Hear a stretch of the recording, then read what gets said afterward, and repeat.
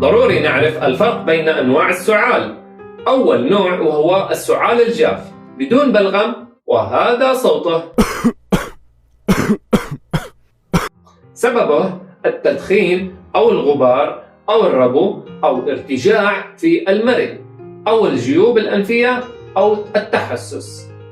علاجه شراب يحتوي على تركيبة الدكستروميثورفان أو فولكودين. ثانياً السعال الرطب المصاحب بالبلغم، وهذا صوته.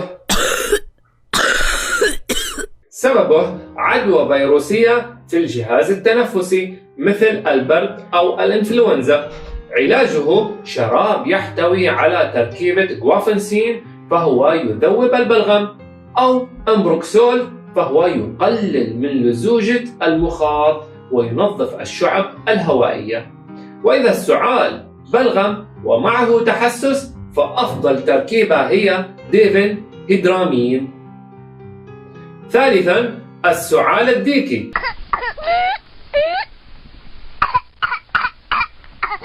سببه بكتيريا، وعلاجه يحتاج إلى مضاد حيوي مثل أزيثروميسين أو إريثروميسين.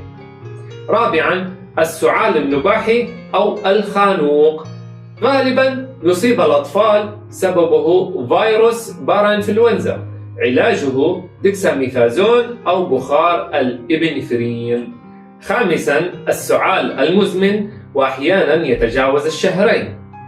سببه التهاب بكتيري أو ربو أو احتباس سوائل في الرئتين بما تسمى الإنجينا.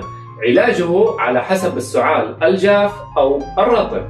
وأخيراً من أهم أسباب السعال التدخين أو بعض الأدوية مثل أدوية الضغط من عائلة الكابتوبريل، من آثارها الجانبية تزيد السعال ليلاً.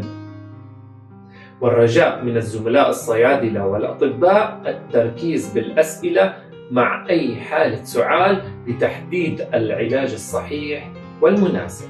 ومن أهم المصادر الطبيعية لعلاج السعال الغرغرة بالماء والملح، وشرب مشروبات دافئة مثل الزعتر والشاي الأخضر والنعناع والميرمية واليانسون والعسل والليمون والزنجبيل. أتمنى أنكم استفدتم من حلقة السعال. كان معكم الدكتور الصيدلي محمد عمر غريري، ولا تنسى المتابعة واللايك والشير. خلينا ننشر التوعية ونعيش بمجتمع واعي ورقي. مع السلامة.